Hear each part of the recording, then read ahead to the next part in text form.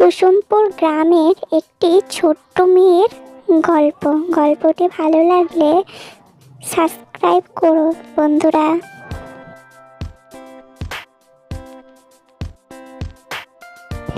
কুসুমপুর গ্রামের একটি ছোট্ট মেয়ে লীনা। সে খুবই বুদ্ধিমতী ছিল এবং গ্রামের সবার সমস্যার সমাধান সে করতে পারত।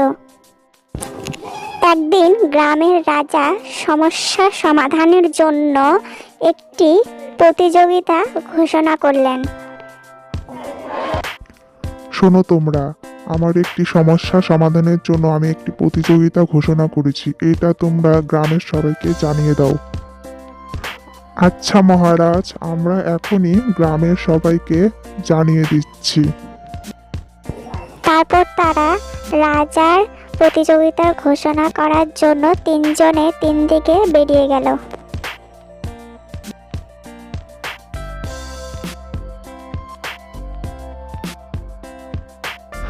শুনুন শুনুন শুনুন, রাজামশাইয়ের একটি সমস্যা সমাধানের জন্য প্রতিযোগিতার আয়োজন করেছে।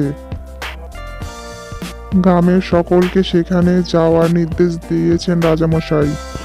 দাদা দাদা, কি ঘোষণা করছো গো? রাজার বাড়িতে কি আছে গো? আমাকে একটু বলো না।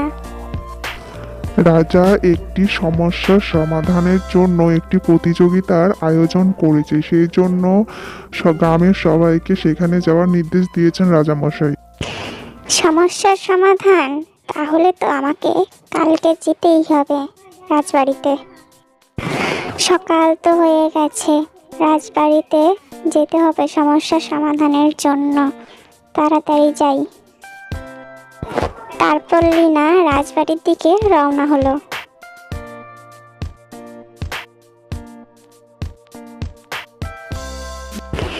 কি রে লীনা, এত সকালবেলা কোথায় যাচ্ছিস তুই?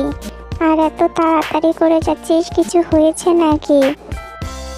জেঠিমা, আমি রাজবাড়ি যাচ্ছি। কালকে শোনোনি একটি ঘোষণা করেছে যে রাজা একটি সমস্যা সমাধানের জন্য প্রতিযোগিতার আয়োজন করেছে, আমি সেখানেই যাচ্ছি। তুই তো গ্রামের সবারই সমস্যার সমাধান করে দিস, আমার মনে হচ্ছে রাজারও সমস্যার সমাধান তুই করতে পারবি। ঠিক আছে, চল, আমিও যাচ্ছি তোর সাথে। তারপর তারা দুজনে রাজার বাড়ির দিকে গেল।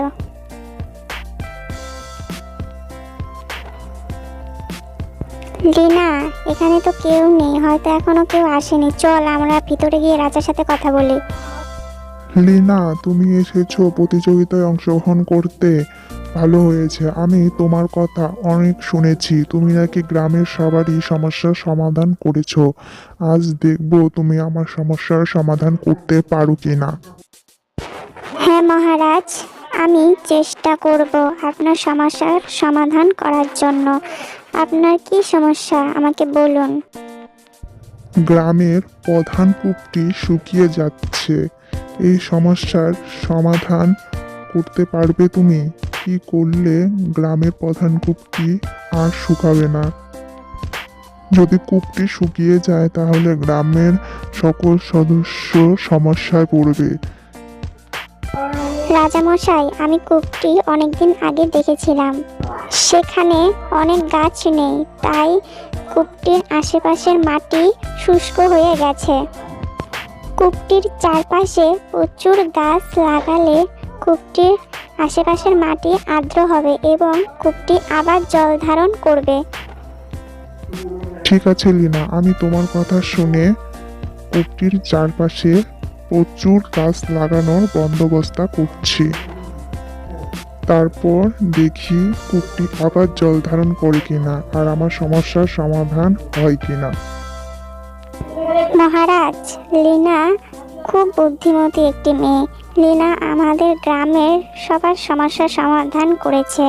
আমার মনে হচ্ছে আপনারও এই সমস্যার সমাধান হবে।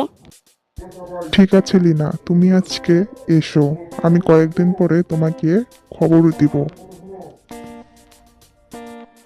রহিম, রহিম, এখানে একটু এসো তো। হ্যাঁ রাজামশাই, বলুন আমাকে কি করতে হবে। তুমি কয়েকজনকে নিয়ে কূপের আশেপাশে প্রচুর গাছ লাগিয়ে এসো আচ্ছা মহারাজ, আমি এখনই যাচ্ছি।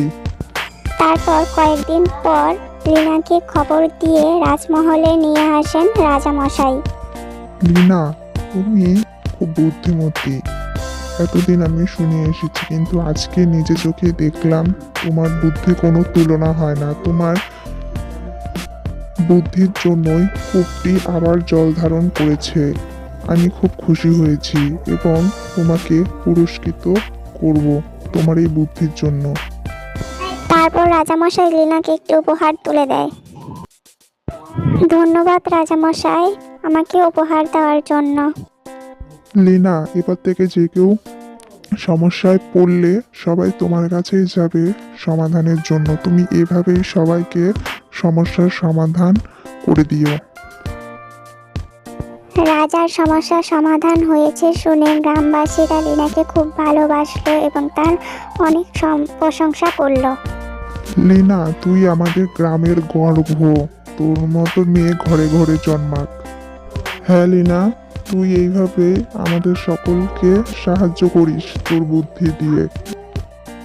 আমি বলেছিলাম না, লীনা রাজার সমস্যার সমাধানও করতে পারবে। লীনা তার বুদ্ধি দিয়ে গ্রামবাসীদের সবসময় সাহায্য করত। লীনা তার বুদ্ধি দিয়ে গ্রামবাসীদের মন জয় করেছিলেন।